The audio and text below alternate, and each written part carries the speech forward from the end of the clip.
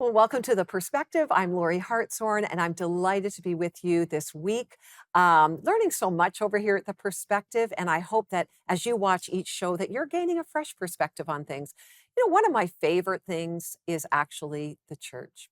And I am so grateful for the actually having the privilege of being raised in a church where I saw both men and women serving God and loving people and actually inviting me, even as a young girl, to step into some of the gifts that God had given me. Times have changed. There isn't always been the same opportunity for women to lead in the church setting. But you know what? However, we serve the Lord, God uses us, right? It's not about a position or a title.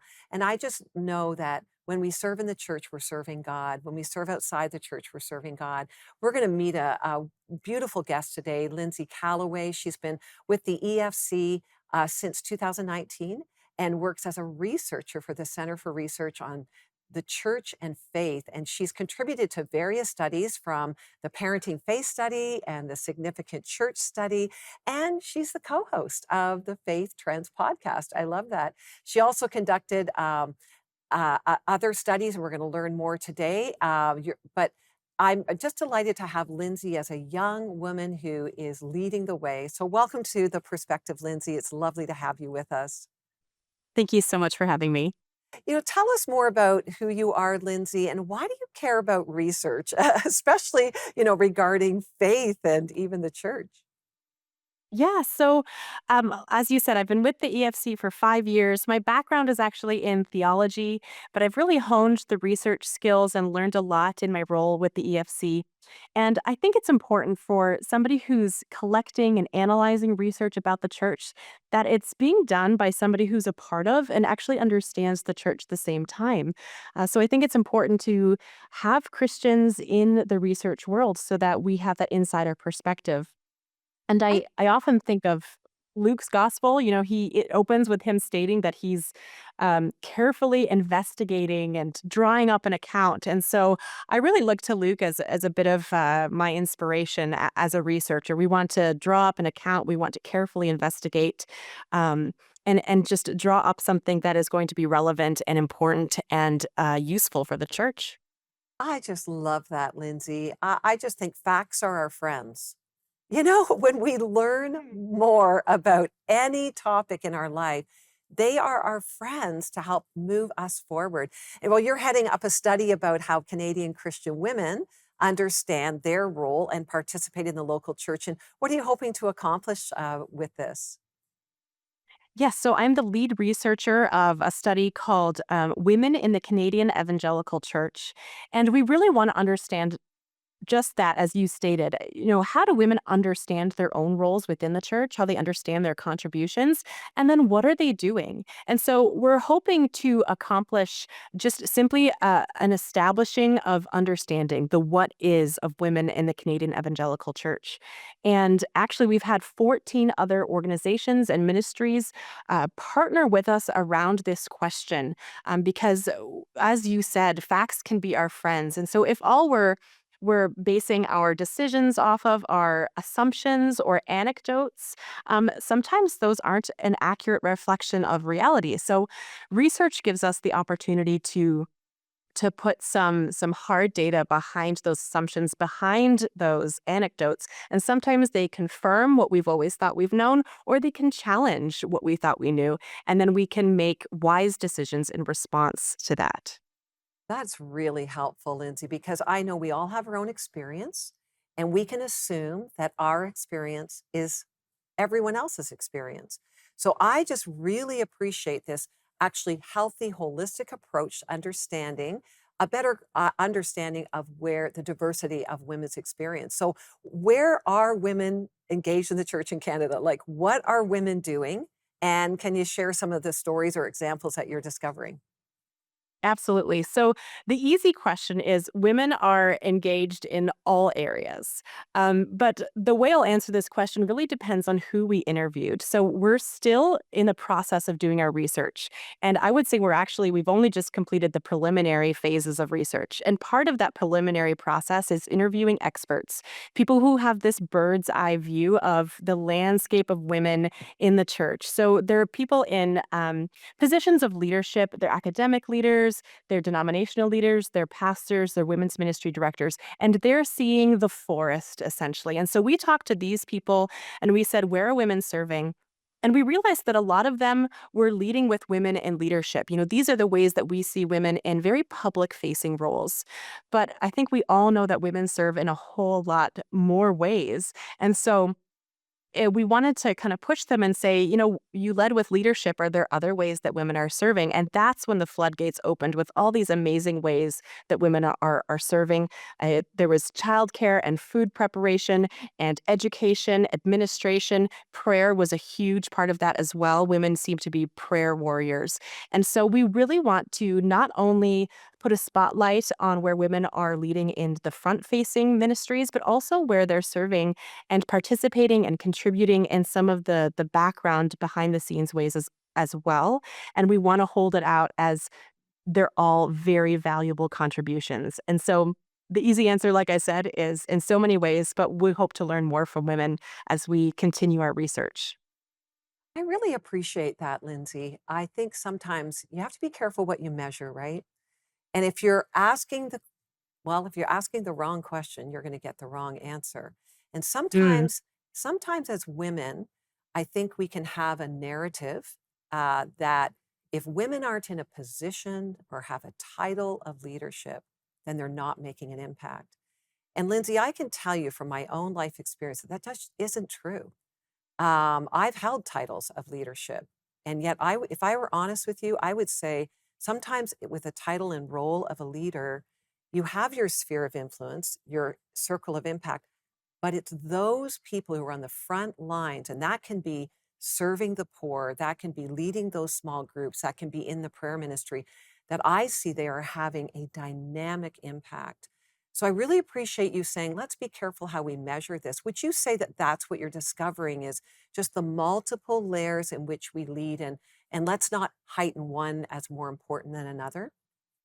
absolutely, absolutely. And I spoke with a pastor and he said, I feel kind of pressured to valorize these public facing roles that women contribute to because the culture, he feels pressured by the culture to only talk about women in leadership. And so we want to kind of diffuse that, especially in the church, and talk about women's contributions much more generally and to focus on the huge spectrum and to make sure that women are feeling supported and like they can use their gifts in whatever avenue that is. Yeah. Well, the definition of leadership for me is leadership is influence. And Mm. you can be a leader as a mom, as a friend, as a neighbor, as leading that small ministry where you have 3 or 4 women you're gathering with. I mean, we have to be very careful how we measure leadership because I believe when we go to answer to Jesus, he does see our heart in what we serve. There's no titles or role badges given out. You know what I'm saying? And Yes, absolutely. I'm really glad that you have that frame of reference in mind because I think that deeply encourages women that may not hold a microphone or stand in a public facing role to know that what they're doing matters. Have you found any factors that are impacting how women participate in the church? Yes. So we're actually seeing quite a shift in the last few decades in how women are participating in the church. And a huge part of that, as I'm sure many people can guess, is women having to having employment outside of the home. And sometimes that's due to economic strain, sometimes that's due to desire. But this is changing, especially how ministries are being structured. We spoke with some pastors, and they said that they've had to completely re envision what summer ministries look like, especially for children, because they used to be able to depend on this large volunteer base of women volunteers. And now so much of that base is now working full time. And Some of it, like I said, is due to that higher cost of living, and they're requiring families need to have that second income. So churches are seeing ministries shut down because they can't rely on that volunteer base anymore. That used to be the women who were at home and taking the charge and leading those ministries. And so we're seeing shifts there. There's also some shifts where women only perceive that they can only serve to a certain degree. There's a ceiling, a contribution ceiling, and so sometimes that will also affect if a woman stays in the church. And the other thing is lack of relational depth. So whether that's due to just changes from the pandemic, or if women are just struggling to feel plugged in or to feel like they have a friend or somebody that they can talk to and be vulnerable with, that's going to affect whether women are going to stay and participate in a given church. Boy, they are very significant factors. I think we could unpack each one of those if we had more time. We're going to take a break. We're going to come right back and we're going to just keep learning from Lindsay here. We'll be right back.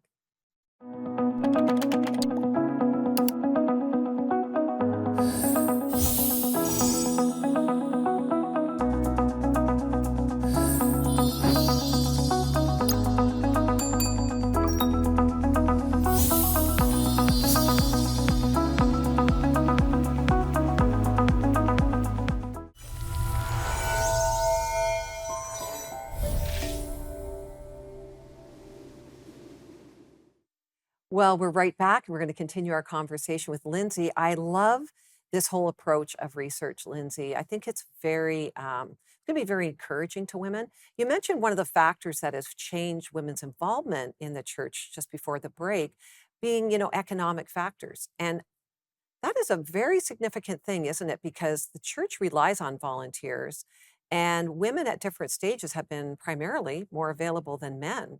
Um, Mhm. yeah, would you say that that really is coming forward in this research? Yes, so far, at least according to the leaders that we've interviewed, that seems to be the biggest thing that they've noticed is, there's been this big shift in who's available to volunteer and take over some of these ministries that they've relied on volunteers to do. So that seems to be the concern of leaders, and that's all the population that we've talked to so far. So we hope in our next phase of research to speak with women and learn a little bit more about the nitty gritty of what they're doing and why they're not serving in other ways.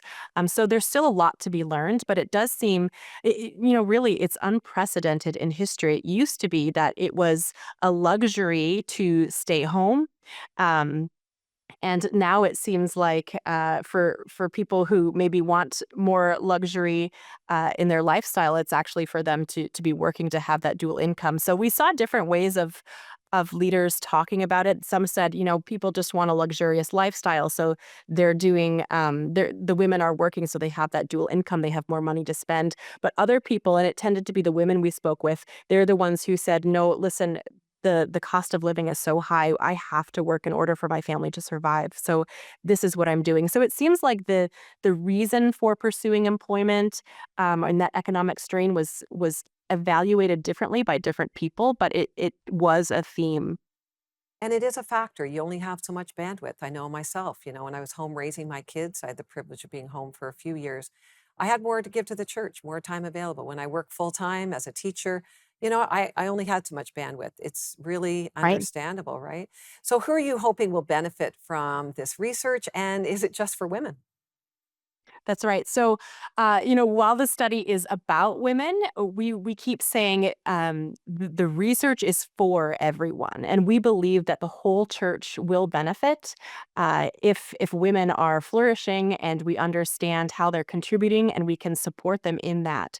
And so, I would hate for somebody to walk away going, "Oh, this is just for women. That's not for me." No, it's actually for the good of the church. And when we think about the gender wars are often cited as something that is really contentious as an issue outside and inside of the church. So if this research can be a tool in helping have that discussion and make bridge those conversations with grace and understanding, then I think that will contribute to the whole church's flourishing more generally as we take this time to do a deep dive into women. So good, Lindsay. As we said, facts are our friends, right? So That's right. we really will benefit from this. Let me ask you, what are some challenges and opportunities for the church in Canada regarding women? Yeah, so I mentioned earlier, that anecdotes and assumptions can be barriers to making wise and informed decisions in the church. And so I think a lot of women have varied experiences, and we don't want to paint with broad strokes. We want to be able to take the time to listen to the diverse landscape of women's experiences in the church in Canada. And then what we do is we can measure the prevalence of those experiences through surveys, and we hope to just gain an understanding of what the landscape looks like. Where are women? What are they doing? What are they thinking? And how do they understand their place in the church? And really, we're not trying to push any sort of agenda or extract a theology or extract any sort of strategies for church growth or to mobilize more volunteers. We are looking for understanding. What is? That's really the simple goal and aim of this research is just understanding. And so and then maybe in a response, once we gain that understanding, we can adjust some structures as we see things changing. We are already seeing it in the volunteer base. So how can we maybe re-envision ministry and what it looks like to run a given church with this understanding of what women are doing, where they are, and what they're thinking.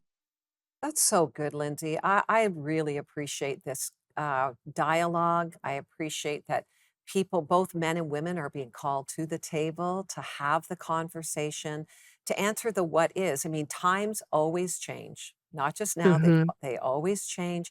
And the church and the way God works, same message, but different, different methodology often.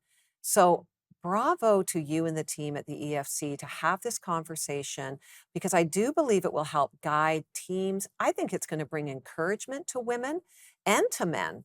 And to be Hmm. able to step forward. What the research is still in process, I understand. Just from a, I don't know how you do all this, but how long does something like this take?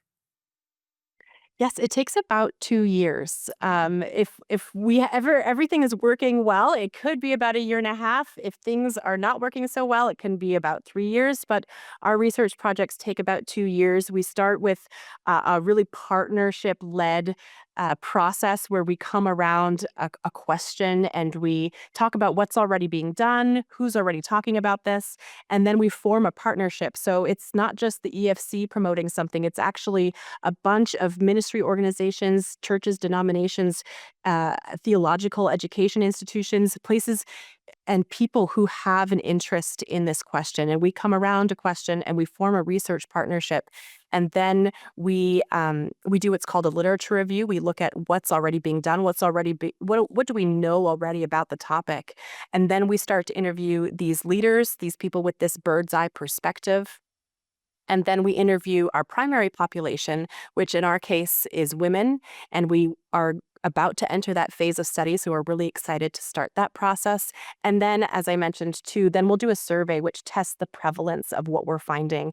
And then it'll all be packaged in a final report, which will be out in about a year, we're hoping. That is simply amazing. I mean, I couldn't do what you do. So, bravo to you and the team for doing this. And I just think this is another example of unity in the church as Jesus prayed that we would be one. And so I think this is important that as Canadians hear this and watch this, to know that we need to be united in this conversation. Are there any next steps or any encouragement to our viewers today in regards to what you're learning? Yes, so the next step is to actually interview women. So I'm hoping if some viewers are sitting and watching this and thinking, I really hope my story is shared, that we want to hear from you. So you can sign up to hear more about the study and be contacted for a potential interview. And that's at theefc.ca/women-in-church, women in church. And we hope to hear from women. The next part, in the last phase of interviews, we spoke with women and men leaders. Um, But now we want to speak to just women and hear the breadth of the stories that women in the Canadian Evangelical Church have to share. And we're so honored. I'm so honored that I have this opportunity to hear from women and to be able to steward their stories for the betterment and the growth of the church. It's a real honor and a privilege to do this work. Well, bravo to you. I sign me up, okay? I would be happy to share my story. We'll put that link up for people so they can see that. And I'd say, let's do this. Let's rise up. Let's share our story so that we can contribute to the narrative and the learning and the what's up in Canada so we know where God is at work and what he wants to do next. Thank you, Lindsay, for joining us today. It's been a real privilege to learn from you. Thank you so much, Lorie.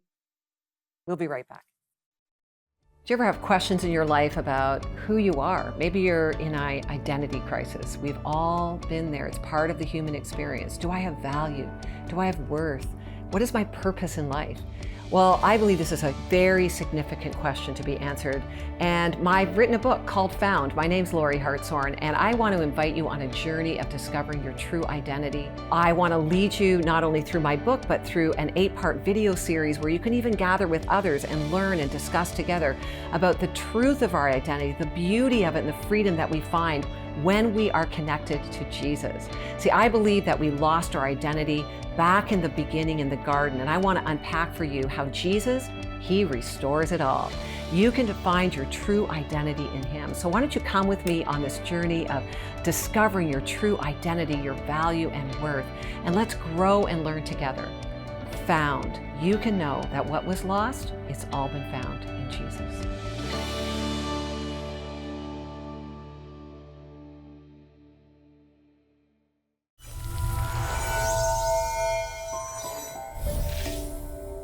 We're continuing on today in the story of Jeremiah. You remember the young guy who said, God, I'm too young to go and preach, to do what you've called me to do. And God says, I'm done with your lame excuses. Well, part of the learning process for Jeremiah was when God took him down to the potter's house and he taught him some principles that we're going to unpack today. And what we're going to look at is something that I've called Pottery 101, but it immediately brings to my memory a situation with my second oldest daughter, Ashley, who was graduating from university. I'm hesitant to say which one it was, but she was taking a science degree, and guess what? She needed one more small course. They call it a bird course to graduate, to get through. And guess her course was pottery. And she tried to make all sorts of things. And eventually on my desk, there is what some might think is a place to butt my cigarettes, but I don't smoke. I've turned it into a candy dish. And I often look at that dish and think, my goodness, that dish costs $1,500. I do not want to lose it. It's become a family heirloom. But what's the story of the pottery class? What's Pottery 101 for Jeremiah? Well, let me read it to you. This is a word that came to Jeremiah from the Lord. Go down to the potter's house, and there I will give you my message. So I went to the potter's house, and I saw him working at the wheel. But the pot he was shaping from the clay was marred in his hands. So the potter formed it into another pot, shaping it as it seemed best to him. And then the word of the Lord came to me. He said, Can I not do with you, Israel, as this potter does, declares the Lord? Like clay in the hand of the potter, so are you in my hand, Israel. So what is the lesson that God was teaching Jeremiah about how he works, not only with the nation of Israel, but how he works with you and with me? Remember that bowl that's sitting on my desk? Every time I look at it, I think not just of what it might have cost, but the lessons are really invaluable. You take the pottery, you take the clay, and you can spin it on the turntable. And as you're doing that, the potter presses the thumbs into the sides and can create all sorts of shapes. I've done that a little bit myself, just having a bit of fun, but I didn't know what I was doing. And the bowl would be oblong or just totally out of shape. But not so with God. He knows exactly what he is doing. And sometimes when you push in, it is painful. Sometimes when you pull it away, it is even harder. He goes on to say, to Jeremiah. And he says, God, who is the master potter, is saying to the nation of Israel that he can shape and reshape them into what he wants. And he will do the same in your life and mine. The issue is, will we resist or will we go along? And sometimes the shaping moments, especially if it's illness, if it's loss of financial security, if God is calling us to move, if we've broken up in a relationship, those things can be extremely painful. And we say, God, why? I don't want that to be part of my journey.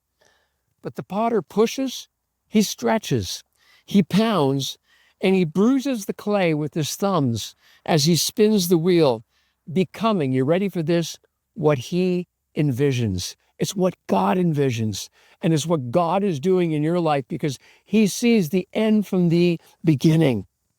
And only after the clay has gone through that torture can it become what the potter wanted it to be.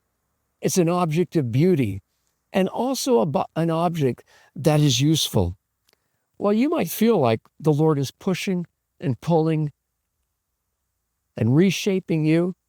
You might not feel like it's that beautiful, but I want to remind you that what God is shaping in your life is something beyond your understanding.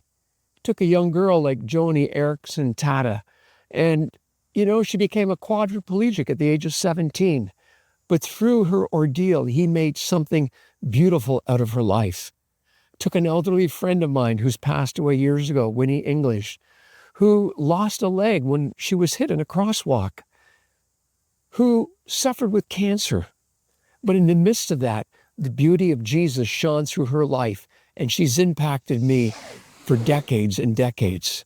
And God is shaping you, he's touching you, and in the midst of that, he's reminding you, I'm making you into the object of beauty for which you were created for. And our job is to say, yes, Lord, I am here, willing to do your work and to walk with you. Hi, I'm Ryan Walter. I played a bit in the National Hockey League, 17 seasons as a player and coach. But I love this idea of servanthood. In John chapter 2, there's a beautiful little verse. Jesus does this miracle, turns water into wine. And there's this verse in John 2 that says, only the servants knew. Think about that thought. All the important guests that were there, they had no idea that that miracle had happened. All the important priests and everybody that were there, they had no idea that that miracle had happened. Only the servants knew. There's something special when we get to serve with Jesus. In spite of what I've said, it doesn't negate the fact that when we're on the potter's wheel, it can be painful, it can be challenging. I've been there many times, but I'm learning to trust God, even with the things that I'm somewhat apprehensive about, saying, Lord, really, is that where you want me to go? I believe that there are many of you watching today and you're pondering and dealing with the same questions. Lord, is this where you want me to go? Is this what you want me to do? And God, it feels kind of painful. I want to pray for you right now. I want to pray into your life that God would just remind you of his presence that is with you always. May you know his encouragement and his strength in the midst of your tears. May you know his presence that alone can give you peace when you feel like you're falling to pieces, because he is with you. He'll never fail you or forsake you. Remember, you are loved by God.